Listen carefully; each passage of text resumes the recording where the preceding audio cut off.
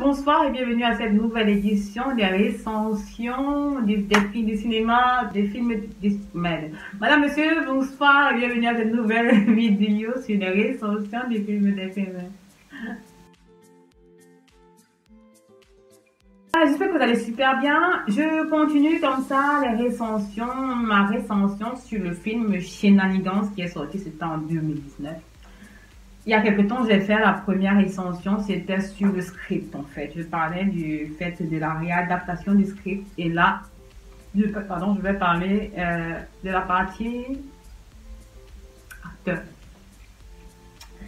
Voilà, pour les acteurs, sincèrement, de ce film, je ne me rappelle pas le nom, hein, mais je vais citer en fonction de leur nom réel en fait.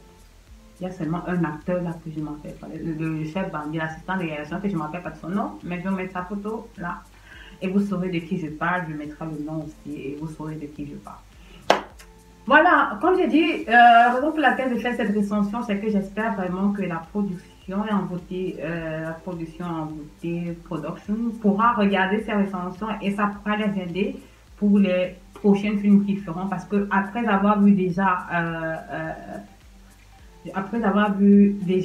on va dire, c'est les vidéos de lancement, la vidéo de lancement du film Alien, je sais déjà qu'il y a des erreurs parce que j'ai vu la première séquence, j'ai déjà vu une erreur au niveau du son, parce qu'il y a un mauvais contrôle du son, en fait. Ils ont probablement utilisé un micro qui pique, tous les audios autour, c'est-à-dire qu'ils n'ont pas su, ils n'ont pas déjà ils n'ont pas bien contrôlé le son en fait. Et donc, ils n'ont pas bien focalisé le son, ce qui fait que déjà, c'est qu'il y a une erreur à ce niveau-là. Donc, oui. Bon, je donne mon avis. Après, si vous avez raison, vous laissez le commentaire en bas. Pas d'insultes, pas de critiques inutiles, je ne veux rien. Je m'attends à ce que ce soit des personnes bien pensantes qui écrivent ces commentaires. Je ne fais pas ces recensions pour insulter ou bien pour gâter des films. Non, je fais ces recensions pour qu'ils comprennent qu'il y a des gens qui regardent en fait et pour qu'ils puissent comprendre qu'il y a des erreurs, qu'il y a un espoir que la prochaine fois, ils seront améliorés. Mon but, c'est que le cinéma camerounais puisse avoir le vent en poupe comme tous les autres cinémas. Et je pense que c'est possible. Et pour le faire, il faut des critiques. Il faut des critiques constructives. Lorsque je fais une critique, j'explique pourquoi ça ne fonctionne pas ou ça ne fonctionne pas. Et ce qu'il serait intéressant de faire en fait pour améliorer. Je ne suis pas là pour dire c'est moche et je quitte ça. Non, j'explique pourquoi c'est moche en fait. À la base, en réalité, quand j'ai vu des personnes sorties du cinéma, de la production de la première de Shenanigans, c'était en 2010, j'ai vu une dame qui disait, j'ai vu le film, mais je sais qu'il y a des choses à faire. Il y a quelques petites erreurs, mais c'était bien. Alors pourquoi il y a ces petites erreurs? Qu'est-ce qui n'a pas fonctionné? C'est ce que j'essaie d'expliquer en fait. Et maintenant, quitte à eux de comprendre cela et de ne pas le voir en négatif. En fait. Voilà. Alors, cette fois-ci, je vais parler des acteurs. J'ai mon calepin de notes. Comme d'habitude, j'ai un capteur parce que je prends justement des notes. Je vois les films plusieurs fois avant de vraiment venir m'asseoir là et de critiquer. Après, je n'irai pas en profondeur. Première chose au jeu d'acteur. Alors, comme je l'ai dit dans la première vidéo, ce film a été décontextualisé. C'est une réadaptation, mais qui a été décontextualisée. Et ça, je l'ai expliqué dans la première vidéo, je ne reviendrai pas sur ça. Et parce que le film est une réadaptation, est une réadaptation, qu'est-ce qui se passe lorsque vous décidez de réadapter un film, vous devez contextualiser. Contextualiser, c'est-à-dire, vous devez réadapter en fonction de où le nouveau film sera tourné, en fonction de où la culture sera tournée. C'est essentiel que vous fassiez attention à la culture. C'est essentiel que vous fassiez attention au comportemental des individus qui existent dans cette culture-là. Comme ça, lorsque vous décidez de réadapter le film, on n'aura pas l'impression d'une décontextualisation. On n'aura pas l'impression que c'est déconnecté de la réalité, en fait. Ça, c'est le point, en fait. Ça, c'est essentiel. Et c'est ce qui n'a pas été fait, qui a été fait partiellement. Dans ce cas, c'est grâce, comme je l'ai dit, c'est grâce à Dorcas, à Gemini et à Mimi. Mimi, tu m'as surprise, t'es super. C'est-à-dire, cette action-ci, par exemple. Un vrai, non un pantin de la République de ce pays. Femme, surveille ton langage. Je ne te permettrai pas de me manquer de respect. Mais non, quoi. Tu me tireras également comme tu as écarté tous ces gens qui se mettaient sur ton chemin durant ton ascension politique. Ne me fais pas rire, Georges. Look, enough is enough. Laisse-moi passer maintenant. Non, mais j'ai aimé quand j'étais... Oh, Mimi, là, tu m'as... Non, mais là, j'ai aimé. C'est-à-dire, j'avais une Camerounaise qui parlait. C'était un jeu d'acteur. C'était un film dans le film, en fait. C'était une répétition dans le film. Et c'était tellement bien... Elle a tellement bien joué cette scène-là, vraiment. Oui, c'était propre. Nickel, rien à dire. Rien à dire. C'était nickel. Nickel. Et tout son jeu d'acteur dans le film n'était pas... C'est-à-dire, il n'y avait pas de surjeu. On avait vraiment l'impression de voir, une vraie actrice. On n'avait même pas l'impression, c'était une vraie actrice en fait. Je veux dire, aussi dans le monde de la musique, tous ces acteurs-là, tous ces musiciens-là sont des acteurs. Bref.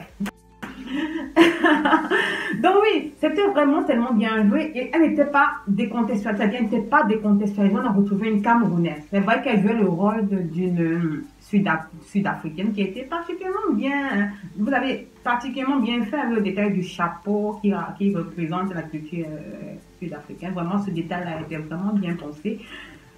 Ça permet d'accentuer le personnage. Et aussi la cape aussi, je pense que c'était un robe qu'elle avait porté au début, je vous fais voir l'image. Mais vraiment, on avait l'impression de se retrouver dans un contexte, d'avoir une artiste sud-africaine. Et le fait qu'elle parlait le français et l'anglais, c'était nickel. C'était au taquet. Voilà. Donc moi, particulièrement, j'ai apprécié son jeu d'acteur. J'ai apprécié. La deuxième personne qui a ramené ce film-là dans le contexte camerounais, c'est Dorcas. Moi, j'ai dit, chapeau là, go. Moi, j'ai aimé ton jeu d'acteur parce que c'était contextuellement juste, en fait. On retrouvait une Camerounaise qui jouait dans un film camerounais pour un public camerounais ou africain. Voilà, je l'ai retrouvé dans sa gestuelle, je l'ai retrouvé dans son langage corporel, je l'ai retrouvé dans sa façon de parler. Parce qu'elle utilisait à la fois le langage courant, ou le langage familier, comme vous voulez, mais aussi elle utilisait l'argot, c'est-à-dire les mimiques camerounaises, dans sa façon de mimiquer, dans sa façon de jouer, dans sa gestuelle en fait. Et ça se voyait qu'elle ajoutait un peu du sien. Ça se voyait comme la scène où elle parle avec Mimi, lorsque Muriel Blanche parle avec Mimi chez elle en fait. Et qu'à la fin de la scène, Dorcas, quand Muriel Blanche a jeté l'argent sur la table, Dorcas justement part et elle récupère l'argent. C'est vrai, en Camerounais c'est vrai. Pourquoi elle va laisser l'argent? Est-ce que tu as le point avec l'argent? C'est ça. Ce qui fait que moi, j'ai retrouvé la Camerounaise, en fait. J'ai retrouvé un film qui a été contextualisé parce que justement, on retrouvait la culture du pays dans lequel elle a été tournée. Voilà. J'ai aussi aimé ses mimiques, j'ai aimé son comportement, j'ai aimé, même à la fin, lorsque vraiment à la fin, elle s'est dévoilée, elle est restée une bonne actrice. Elle est restée une bonne actrice. Elle n'a pas été décontextualisée, elle est restée une bonne actrice. Même dans sa façon de réciter, dans sa façon de prendre le rôle, c'était vraiment beau, vraiment beau. J'apprécie beaucoup cette actrice. Je l'ai vu jouer dans un autre film aussi qui a été tourné par, je pense, qui a été tourné par Muriel Blanche aussi. Moi, j'ai aimé. Vraiment, j'ai aimé, je me dis chapeau bas, vraiment. Ça arrive que parfois, un personnage principal, en fait, ne soit pas le personnage principal dans le film, en réalité. Qu'il y a un personnage secondaire, mais qui a su tellement bien magnifier son rôle, tellement bien s'approprier du rôle de son rôle, qu'à la fin, il réussit à porter une touche particulière. Et c'est ce qui a été le cas avec Dorcas Dieng, si je me trompe pas, avec Dorcas à la base. Donc vraiment, chapeau bas, et j'espère te retrouver dans d'autres films, en fait. Je t'avais déjà vu. J'espère te retrouver dans d'autres films. Un autre acteur qui a su recontextualiser ce film en réalité, qui a permis de recontextualiser partiellement ce film, je dirais, Djemeni. Il est venu sur un de mes films, une des recensions, il avait raison, parce que j'avais mal dit son nom, j'avais dit Djemeni, en fait, ça fait Djemeni, si je ne me trompe pas. Cette fois-ci, pardon le père, excusez-moi. Et justement, j'avais mal prononcé son nom, je pense que c'est Djemeni, mais c'est sa photo. Et comme d'habitude, je l'ai toujours dit, c'est un acteur qui a, comme d'habitude, comme je l'ai déjà dit dans plusieurs recensions, qui joue vraiment super bien. C'est vrai que dans ce film, on voyait qu'il était encore à ses premières armes parce qu'on avait un peu de théâtralité, hein, un peu trop la volonté. C'est-à-dire, il pensait encore, il était encore dans la réflexion de que comment se joue ce rôle en fait. Vous voyez, ça dit quoi? Cette réflexion, je vous explique, lorsqu'on donne un script à un scénario à un acteur de celui, il apprend en fait, il s'approprie du rôle en fait, du rôle qu'il doit jouer. Il lit le script, il lit le scénario, et il s'approprie du rôle qu'il doit jouer. Et par la suite, il décide d'apprendre à jouer ce rôle. En fait, il s'approprie du scénario, il lit le scénario, il lit son rôle en fait, et après, il s'approprie. Pour s'approprier, il doit faire des récitations, il doit relire le scénario, il doit réciter à haute voix le scénario et comprendre exactement comment il peut jouer chaque séquence chaque scène dans laquelle il doit apparaître. Séquence, c'est dans la production, et scène, c'est au niveau du jeu d'acteur en fait, au niveau du jeu, du staging en fait. Donc, il doit comprendre comment il va tourner chaque scène en fait. Et donc, qu'est-ce qui se passe? Il y a un problème il y a un gros problème lorsque vous êtes en face de la caméra et vous êtes toujours dans la pensée de vous dire comment est-ce qu'une personne dans cette situation devrait jouer cette scène. Et je l'ai dit dans une autre vidéo, lorsque vous pensez comme ça, automatiquement, vous surjouez. C'est-à-dire que vous êtes toujours dans cette pensée-là et vous êtes en train d'effectuer un travail qui ne fonctionne pas. Parce que vous vous détachez en réalité du rôle, parce que vous êtes en train de penser comment on devrait jouer cette personne-là dans cette situation. Mais en réalité, ce que vous devez penser, vous devez vous dire, je suis cette personne-là et je joue comme ça. Ce qui fait qu'à ce moment-là, vous vous appropriez du rôle. Et dans ce film-là, encore à ce moment-là, Dieu me nie avec ce problème-là. Cet acteur-là avait ce problème-là, ça se voit, ça se sent qu'il avait la volonté d'entrer dans le rôle, mais il ne savait pas comment entrer dans le rôle. Et vous verrez, pourquoi est-ce que les acteurs américains sont tellement bien payés? Ils sont tellement bien payés parce que lorsqu'ils ont un rôle, ce qu'ils font, c'est qu'ils partent. Ils partent même. C'est-à-dire, par exemple, s'il s'agit de jouer un rôle de policier, ils vont aller dans les vrais services de policiers à voir comment les vrais sergents ou les vrais inspecteurs jouent. C'est pour ça que vous voyez comme les séries Colombo qui ont fonctionné dès 1990, dès que ça a été lancé. Les séries comme Derrick ont fonctionné. Pourquoi? Parce que justement, l'individu, l'acteur principal est obligé de passer des semaines et des mois en contact de ces personnes-là pour acquérir leur maniérisme, en fait, pour comprendre comment ils réfléchissent, comment ils pensent, en fait. Et voilà, et c'est comme ça que ça se fait. Donc, dans ce cas de figure, justement, j'ai pas vraiment l'impression qu'il était vraiment en contact. C'est vrai que le besoin du film, il a été en contact, mais il n'a pas vraiment été en contact avec un DP, un directeur de production. Le directeur de production, c'est comme le chef de projet, le projet manager des films. Il n'a pas vraiment été en contact avec un DP, ni avec un réalisateur, à part peut-être pour le tournage. Ce qui fait que on a toujours cette impression-là de surjouer. Mais après, à part qu'il a su se rattraper le long du film, en fait, dans sa façon on va dire dans sa façon de réciter, dans sa façon de jouer son rôle, dans sa façon de parler, en fait. Voilà. On a su se retrouver, et même dans son charisme, parce qu'il a un charisme positif, il a su intégrer une énergie, même s'il n'a pas vraiment été en contact avec ce corps de métier pour assez longtemps. Il a su produire autour de lui une énergie positive, un charisme positif que l'on retrouve généralement dans ce corps de métier-là. Donc, vraiment retrouver en lui une autorité dans le monde du cinéma, dans le monde du film, en fait. Une autorité vraiment à la tête. C'est-à-dire vraiment au niveau de l'énergie qu'il a renvoyé, au niveau du charisme qu'il a produit. Il a été vraiment, vraiment très bon. Et c'est pour ça que je dis que c'est un très bon acteur. C'est vrai, c'était encore, je vais dire, ses débuts, en fait. Mais vraiment, c'était un très bon acteur. Parce qu'il est capable de produire une énergie. Produire une énergie, c'est la chose la plus difficile dans le cinéma, le monde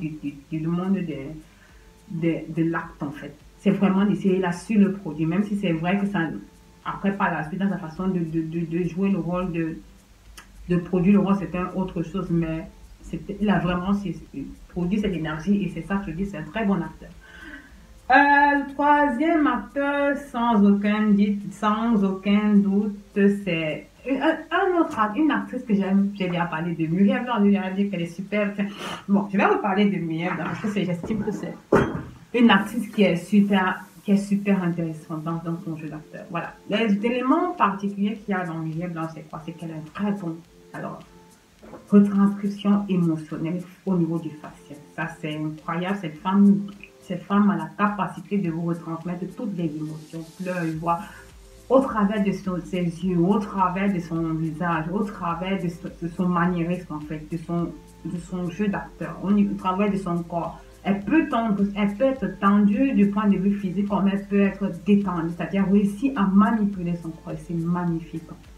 Elle a une très belle façon, elle a une très belle aura, mais surtout aussi elle a un très beau charisme parce qu'elle réussit à entrer à moduler son charisme à l'intérieur de chaque rôle. Elle réussit à moduler l'énergie, c'est-à-dire produire l'énergie juste au moment juste là, chaque fois qu'elle joue un rôle. C'est-à-dire si c'est qu'il s'agit d'un rôle où elle doit jouer, elle doit avoir à reproduire un sentiment de tristesse, même l'énergie qu'elle retransmet à la caméra renverra ça. Et comment ça se fait au travers d'un certain contrôle de sa gestuelle, au travers de sa psychologie, de sa capacité de dire que bon là, je suis triste.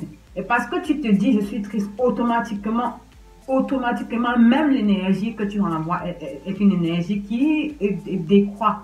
Et c'est-à-dire tout se fait psychologiquement et ça, elle a compris. Tout se fait psychologiquement dans le jeu d'acteur et elle a compris. Le seul, je veux dire, c'est une très belle femme, hein, elle rend énormément bien à l'écran, vraiment énormément bien. Ma chérie, tu es vraiment belle. Elle rend magnifiquement bien à l'écran. Le seul bémol et une autre chose positive que je vais dire par rapport à elle, c'est le fait qu'on sent que c'est une femme qui apprend. On sent que c'est une femme qui, lorsqu'elle voit un film, en fait, elle essaie de comprendre la pensée de l'acteur. Elle essaie d'entrer dans le jeu d'acteur. Elle essaie d'approfondir le jeu d'acteur à l'intérieur, en fait. Elle essaie de comprendre comment a été joué ce rôle-là, comment cet acteur a joué ce rôle et qu'est-ce que ça a comme rendu du point de vue visuel. Voilà, c'est une femme qui travaille. C'est une des rares artistes camerounaises qui travaille ça. Et c'est pour ça que lorsque vous voyez son jeu, vous verrez son jeu dans Shinanigan, vous vous rendez compte en fait qu'il y a un problème de décontextualisation. Un problème de décontextualisation, excusez-moi. Un problème de décontextualisation, pourquoi? Parce que son jeu est tellement construit sur un jeu étranger, c'est tellement construit, c'est-à-dire c'est tellement analysé et réfléchi, c'est tellement posé, basé sur un jeu d'acteur étranger, que lorsqu'il s'agit de prendre ce jeu d'acteur-là et le réadapter au contexte camerounais, ça devient un problème. Et automatiquement, ça crée une décontextualisation. Et ce qui n'aide pas. Là où, justement, pour détruire ce cas-là, parce que ce n'est pas de sa faute, elle joue bien. Il faut reconnaître, elle joue bien, elle travaille bien son jeu d'acteur. Ce qui se pose le gros problème, c'est que c'est la caméra. C'est les caméramans là qui font un travail de pas. Un travail, je ne sais pas pourquoi vous faites des choses comme ça. Parce que moi, je ne comprends pas pourquoi on fait. C'est les caméramans qui font à ce que lorsque on voit un certain jeu d'acteur, on a l'impression que c'est surjoué. À part que c'est vrai que l'acteur surjoue. C'est vrai que l'acteur, il n'est pas en train de jouer bien son rôle. Parce qu'il est en train de penser différemment de ce qu'il devrait. Mais normalement, je veux dire, l'équipe de production, le DP et le RIA ne devraient pas construire tout un film sur le jeu d'acteur. Ne devraient pas construire tout le cerclage d'un film sur le jeu d'acteur. Non, ça ne fonctionne pas. Dans aucun pays, ça se fait. Bon. Là, j'ai gâté mon nom. C'est pas comme si. Au Nigeria, c'est comme ça qu'ils font aussi. Au Ghana, c'est comme ça qu'ils font. Je veux dire, dans pour les grosses productions, je ne vais pas parler. Je veux dire, moi, je me base sur les meilleurs. Je ne veux pas comparer le cinéma camerounais au Nigeria. Ça ne m'intéresse pas. Ça ne m'intéresse pas. Quand je compare toujours le cinéma camerounais au cinéma américain, pas au cinéma français, au cinéma anglo, et au cinéma chinois en fait. Ce sont mes deux références dans certains cas de figure. Dans la majeure partie des cas, c'est le cinéma américain. Et dans certains cas, je vais parler du cinéma chinois ou bien asiatique, parce que ce sont des gens qui ont quelque chose de particulier. Donc, lorsque vous décidez de produire un film, je vous en prie, arrêtez de baser toute la construction du film sur le jeu d'acteur. Ça ne peut pas se faire.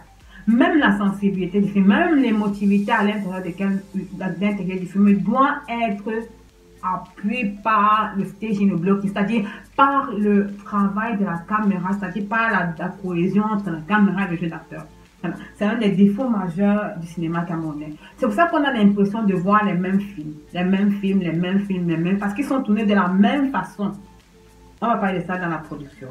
Un autre élément, un autre point dont je voudrais parler, c'est de décontextualisation tout à l'heure. Vous voyez, c'est regarder cette scène. On est en face de regarder cette scène. Si je te vois encore avec cette musique que tu... Reine, tu oublies trop ton texte depuis ce matin. C'est comment avec toi? Toi aussi. C'est parce qu'elle pense trop à mes lèvres qu'elle va embrasser depuis.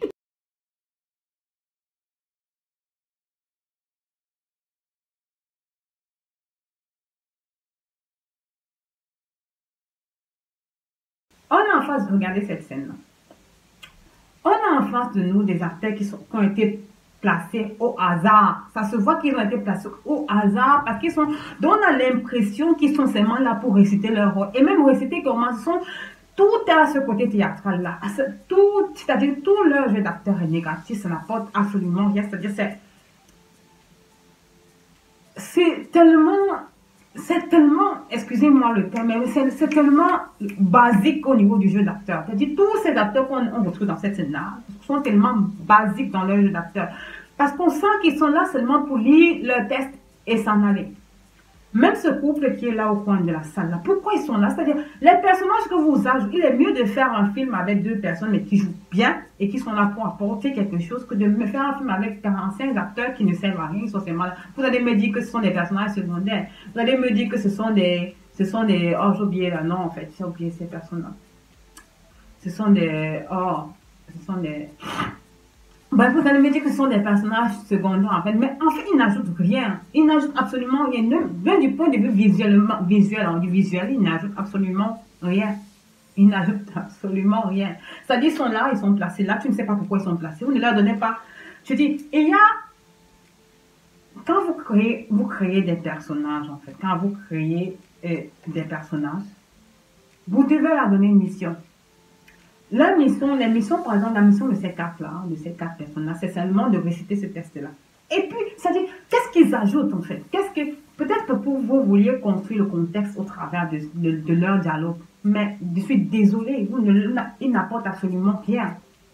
Ils apportent un minimum de contexte en fait pour lancer la scène, mais en réalité, positionnellement parlant, bien cinématiquement, du point de vue du cinéma, ils n'apportent absolument rien.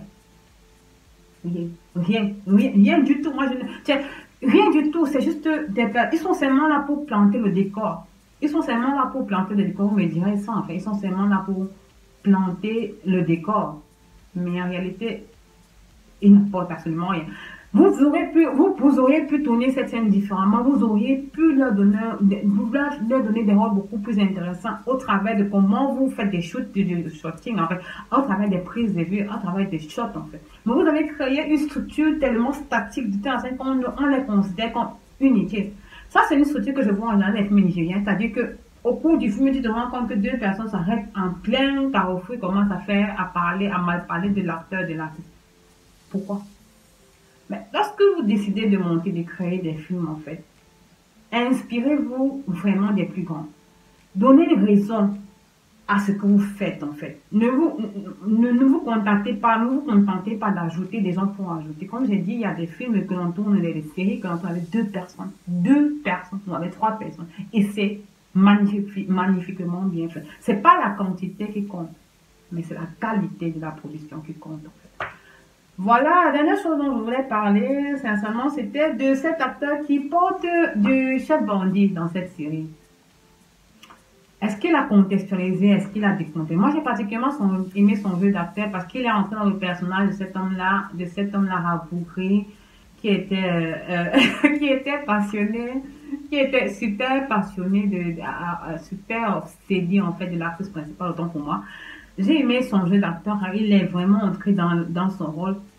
Il est vraiment entré dans son rôle, en fait, à 190%. Mais comme d'habitude, c'est décontextualisé. Décontextualisé parce que, justement, le fait que vous le vestiez de la même veste, en fait, c'était pour garder, je vais dire, pour garder l'essence même du film original, en réalité. Mais vous n'êtes pas obligé de, vous n'étiez pas obligé de les faire. C'était pour attirer l'attention. C'est le même principe qu'on utilise avec la décoration, en fait. Parce que tu vois, où tu mets un pot de fleurs, tu mets le pot de fleurs, genre passif, voir le même pot de fleurs, le même pot de fleurs. Et puis à un moment où la personne, les gens se posent la question de savoir, mais pourquoi est-ce qu'il y a ce pot de fleurs là? Le pot de fleurs change de position, mais c'est toujours le même pot de fleurs. C'était une façon d'ajouter à l'intrigue, en fait. C'était une façon d'accentuer l'intrigue, en fait. Et d'attirer l'attention aussi.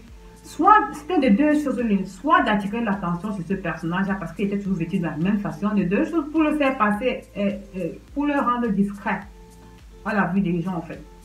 Mais vous devez comprendre que ce n'est pas parce qu'une idée originale produit un film d'une certaine façon que lorsque vous décidez de réadapter l'idée, en fait, vous devez reproduire le film de la même façon. Vous n'étiez pas obligé de l'habiller de la même façon parce que automatiquement ça tue l'intrigue. On sait automatiquement, mais pourquoi on a vu le gars décider de la même façon?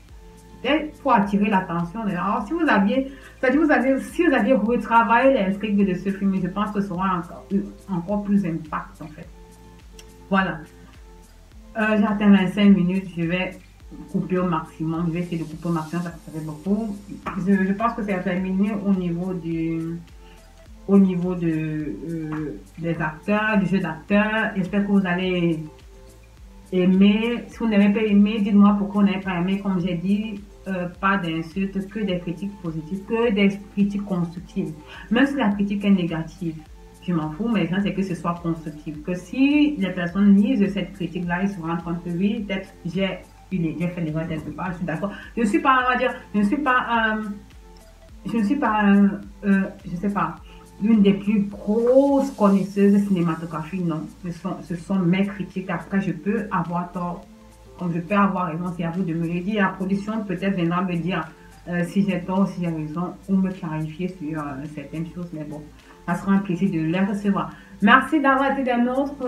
Je prends tellement de plaisir à faire ces recensions. Je vous retrouverai la semaine prochaine pour les prochaines recensions. Pour l'instant, c'est ces deux que je vais travailler aujourd'hui. Il reste la production qui est une grosse recension. Un gros travail qu'il y a à faire. Et la prochaine recension sera aussi sur le sexe dans le cinéma camerounais. Vous savez que je n'aime pas particulièrement.